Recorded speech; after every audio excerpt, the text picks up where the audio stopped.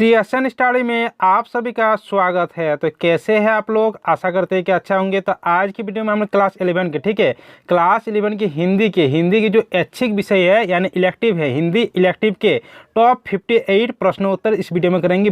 Very important प्रश्नोत्तर, ठीक है, जो कि एग्जाम में आप लोग को सीधे देखने को मिलेगा। तो चलिए एक एक प्रश्न को समझते हैं और उत्तर देखते हैं।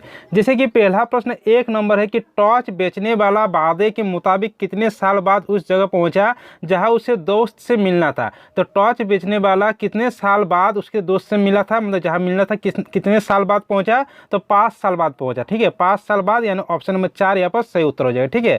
अगला प्रश्न यहाँ पर 2 नंबर है। 2 नंबर प्रश्न है कि गूंगे को किसने पाला था। तो गूंगे को किसने पाला था? उसके चाचा और चाची ने पाले थे। तो गूंगे को पाला था चाचा और चाची ने, यानी ऑप्शन नंबर 1 यहाँ पर सही उत्तर हो जाएगा, ठीक है।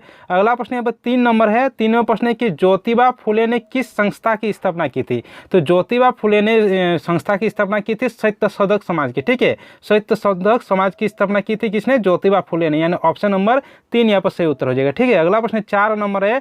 4 नंबर प्रश्न है कि उसकी माँ किस विधा की रचना है। तो उसकी माँ किस विधा की रचना है? ये एक कहानी है। तो उसकी माँ एक कहानी है, यानी ऑप्शन नंबर 1 यहाँ पर सही उत्तर हो जाएगा। अगला प्रश्न 5 नंबर देख लेते हैं। 5 नंबर प्रश्न है कि भारतेंदु हरिश्चंद्र के अनुसार उन्नति के लिए क्या अनिवार्य है। तो भारतेंदु हरिश्चंद्र के लिए उन्नति के लिए अनिवार्य है जनसंख्या नियंत्रण, ठीक है, जनसंख्या नियंत्रण, यानी ऑप्शन नंबर 1 यहाँ पर सही उत्तर है, ठीक है। अगला प्रश्न 6 नंबर है। 6 नंबर प्रश्न है कि अंडे के छिलके किस प्रकार की एकांकी है। तो अंडे के छिलके किस प्रकार की एकांकी है? अंडे के छिलके एक पारिवारिक एकांकी है, यानी ऑप्शन नंबर 3 यहाँ पर सही उत्तर हो जाएगा, ठीक है। अगला प्रश्न 7 नंबर है। 7 नंबर है कि हुसैन की कहानी अपने जीवन में हुसैन कौन से बोर्डिंग स्कूल भेजे गए थे, ठीक है। तो हुसैन की कहानी में जो हुसैन को कौन सा बोर्डिंग स्कूल में भेजा गया था, तो हुसैन को भेजा गया था बड़ौदा बोर्डिंग स्कूल में, ठीक है, बड़ौदा बोर्डिंग स्कूल, यानी ऑप्शन नंबर 3 यहाँ पर सही उत्तर हो जाएगा, ठीक है। अगला प्रश्न यहाँ पर 8 नंबर है। 8 नंबर है कि आधुनिक भारतीय चित्रकला के प्रमुख स्तंभ मकबूल 1973 में किस सम्मान से अलंकृत किया गया था। तो मकबूल को किस सम्मान से अलंकृत किया गया था? पद्म भूषण सम्मान से मकबूल को सम्मानित किया गया था, यानी ऑप्शन नंबर 3 यहाँ पर सही उत्तर हो जाएगा, ठीक है। अगला प्रश्न यहाँ पर 9 नंबर है। 9 नंबर प्रश्न है कि आवारा मसीहा किस विधा की रचना है। तो आवारा मसीहा किस विधा की रचना है? तो आवारा मसीहा विधा की रचना है जीवनी की, यानी ऑप्शन नंबर 3 यहाँ पर सही उत्तर हो जाएगा, ठीक है। अगला प्रश्न 10 नंबर है। 10 नंबर प्रश्न है कि भर दोपहर में वो अंधेरे के डर से कांपने लगते थे, आदमी को डराना कितना आसान। ये पंक्ति किस पाठ से है, ठीक है, ये पंक्ति किस पाठ से लिया गया? तो ये पंक्ति लिया गया है टॉर्च बेचने वाले कहानी के, यानी कहानी से, यानी ऑप्शन नंबर बी यहाँ पर सही उत्तर हो जाएगा, ठीक है। अगला प्रश्न यहाँ पर 11 नंबर है। 11 नंबर प्रश्न है कि गूंगे पाठ में गूंगा किस तरह अपनी बात दूसरे के सामने प्रकट करता है। तो गूंगा किस तरह अपनी बात दूसरे के सामने प्रकट करता है? तो इशारा करके प्रकट करेगा, यानी ऑप्शन नंबर ए यहाँ पर सही उत्तर हो जाएगा। अगला प्रश्न यहाँ पर 12 नंबर है। 12 नंबर प्रश्न है कि हामिद के पिता की मृत्यु किस बीमार से हुई थी, ठीक है, हामिद के पिता की मृत्यु किस बीमार से हुई थी? हैजा के कारण, यानी ऑप्शन नंबर ए यहाँ पर सही उत्तर हो जाएगा। अगला प्रश्न यहाँ पर 13 नंबर है।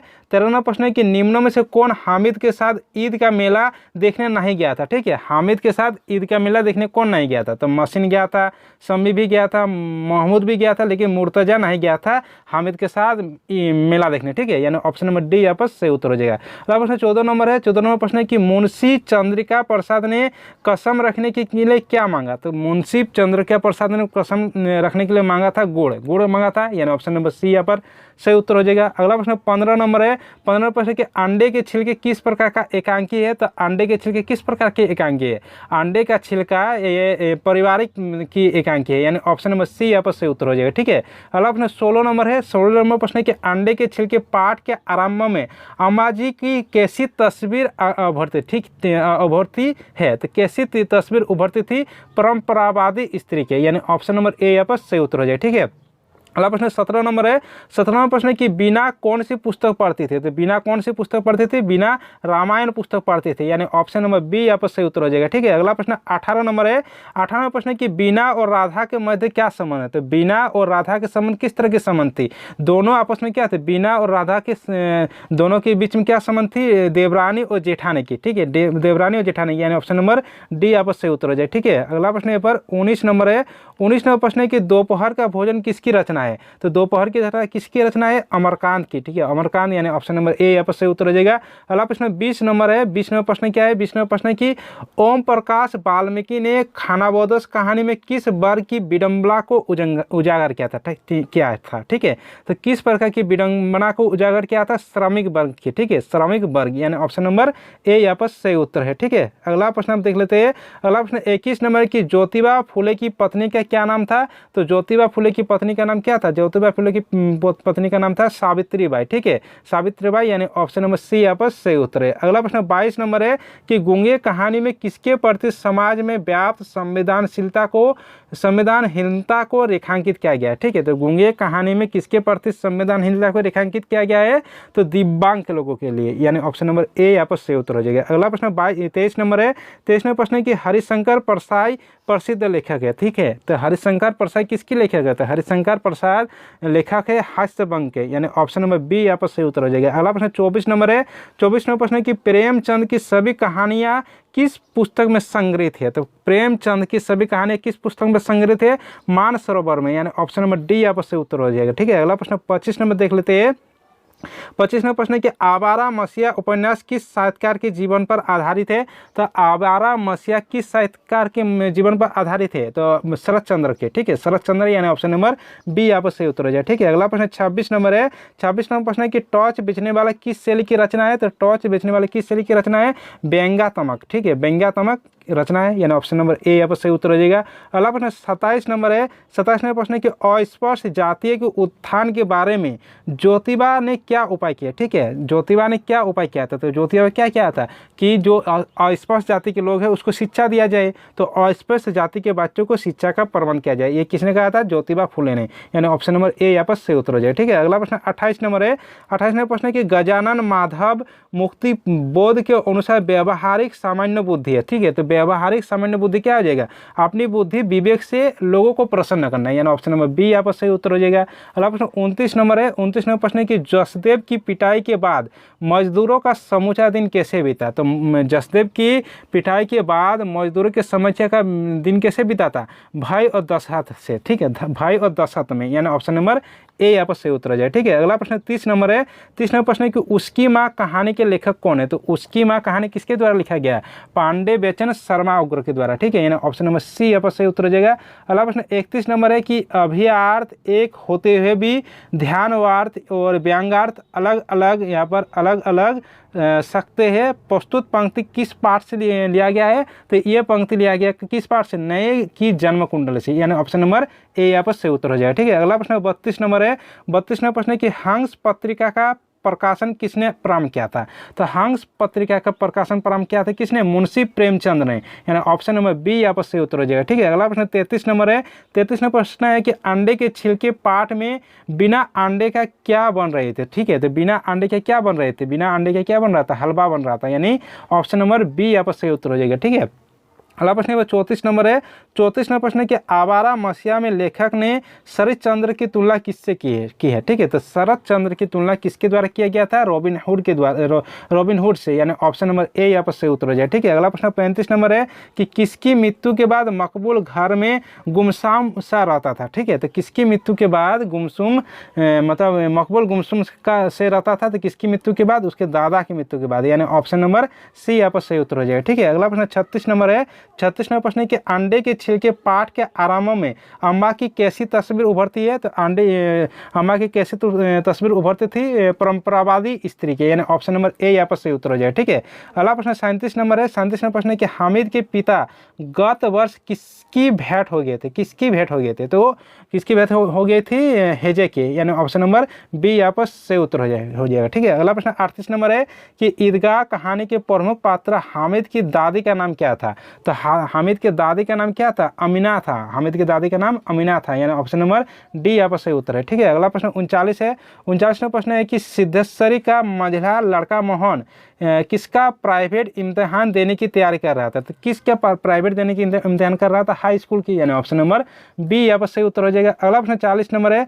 40 नंबर प्रश्न क्या है, 40 नंबर प्रश्न है कि दोपहर का भोजन कहानी के मुख्य पात्र सिद्धेश्वरी के छोटे लड़का का नाम क्या था। तो सिद्धेश्वरी के छोटे लड़का का नाम क्या था, प्रमोद नाम था। सिद्धेश्वरी के छोटे लड़का का नाम क्या था, प्रमोद, यानी ऑप्शन नंबर डी यहाँ पर सही उत्तर हो जाएगा। अगला प्रश्न 41 है कि टॉर्च बेचने वाले किस शैली की रचना है। तो टॉर्च बेचने वाले किस शैली की रचना है, व्यंग्यात्मक है। टॉर्च बेचने वाले क्या है, व्यंग्यात्मक है, यानी ऑप्शन नंबर ए यहाँ पर सही उत्तर है। अगला प्रश्न 42 है। 42 है कि खेलते खेलते किसने कसकर गूंगे को चपत जोड़ दी। ठीक है, तो किसने ली थी, तो ली थी किसने, बसंता ने, बसंता, यानी ऑप्शन नंबर सी यहाँ पर सही उत्तर हो जाएगा। अगला प्रश्न 43 नंबर है। 43 नंबर प्रश्न है कि ज्योतिबा फुले और उसकी पत्नी के अथक प्रयासों से भारत में लड़कियों की शिक्षा की पहली पाठशाला की स्थापना कब की गई थी। तो लड़कियों की शिक्षा की पहली पाठशाला की स्थापना कब की गई थी। तो लड़की की पहली पाठशाला की स्थापना की गई थी 1848 ईस्वी में, यानी ऑप्शन नंबर बी यहाँ पर सही उत्तर हो जाएगा। ठीक है। अगला प्रश्न 44 है कि खानाबदोश कहानी का मुख्य पात्र कौन है। तो खानाबदोश पात्र की मुख्य पात्र कौन था, सुकिया था, यानी ऑप्शन नंबर डी यहाँ पर सही उत्तर हो जाएगा। ठीक है। अगला प्रश्न 45 है।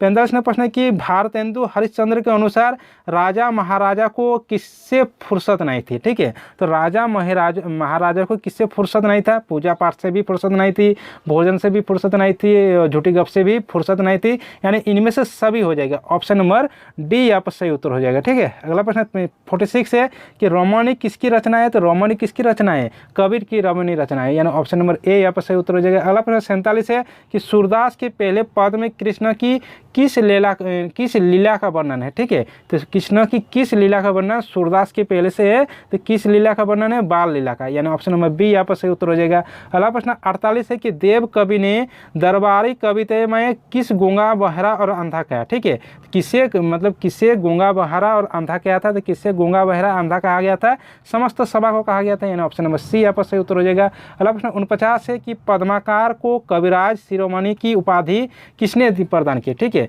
मतलब शिरोमणि की उपाधि किसने प्रदान की थी, किसको प्रदान की थी, पद्माकार को। तो किसने उपाधि प्रदान की थी जयपुर नरेश ने, यानी ऑप्शन नंबर सी यहाँ पर सही उत्तर हो जाएगा। ठीक है। अगला प्रश्न 50 नंबर है कि महादेवी वर्मा का जन्म उत्तर प्रदेश के किस जिले में हुआ था।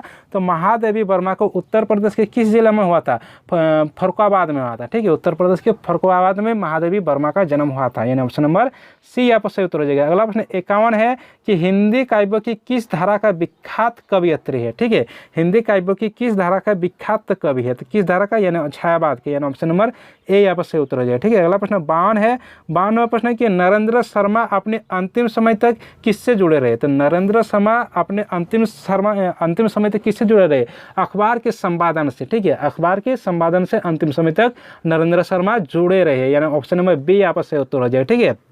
अगला प्रश्न 53 नंबर है कि नरेंद्र शर्मा का जन्म उत्तर प्रदेश के किस जिला में हुआ था। तो नरेंद्र शर्मा का उत्तर प्रदेश में किस जिला में हुआ था, उत्तर प्रदेश के बुलंदशहर में नरेंद्र शर्मा का जन्म हुआ था, यानी ऑप्शन नंबर बी यहाँ पर सही उत्तर हो जाएगा। ठीक है। अगला प्रश्न 54 नंबर है कि नागार्जुन अपनी मातृभाषा मैथिली के किस उपनाम से रचना करते थे। ठीक है, तो किस उपनाम से रचना करते थे, वो यात्री के उपनाम से रचना करते थे, यानी ऑप्शन नंबर बी यहाँ पर सही उत्तर हो जाएगा। ठीक है। अगला प्रश्न 55 नंबर है कि राधा ने छिपकर किसको सिगरेट पीते देखा था। ठीक है, तो राधा ने किसको छिपकर सिगरेट पीते देखा था, तो गोपाल को मतलब सिगरेट पीते देखा था किसने, राधा ने, यानी ऑप्शन नंबर सी यहाँ पर सही उत्तर हो जाएगा।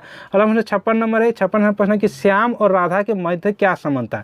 तो श्याम और राधा के मध्य क्या संबंध था, तो श्याम राधा के मध्य देवर भाव के संबंध था, यानी ऑप्शन नंबर बी यहाँ पर एक सेकंड की क्या था, प्रश्न था यहाँ पर था कि श्याम और राधा के मध्य क्या संबंध है, तो देवभाग, यानी ऑप्शन नंबर बी यहाँ पर सही उत्तर हो जाएगा। अगला प्रश्न यहाँ पर 57 नंबर है।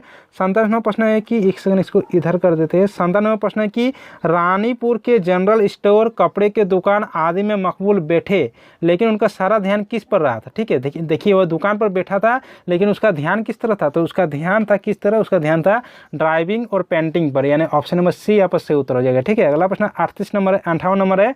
58वां प्रश्न है कि आवारा मसीहा किस विधा रचना है। तो आवारा मसीहा किस विधा रचना है, जीवनी की, यानी ऑप्शन नंबर ए यहाँ पर सही उत्तर है। ठीक है, तो देखिए आप लोगों का जो वेरी इंपॉर्टेंट 58 प्रश्न उत्तर इस वीडियो में आप लोगों का हिंदी इलेक्टिव का हो चुका है। ठीक है, तो चलिए सभी दोस्तों के साथ इस वीडियो को शेयर कर दीजिए, वीडियो को लाइक कर दीजिए, और इस चैनल में कोई नए हैं तो चैनल को सब्सक्राइब कर दीजिए और साथ में बेल आइकन को प्रेस कर दीजिए। चलिए मिलते हैं अगले वीडियो के साथ।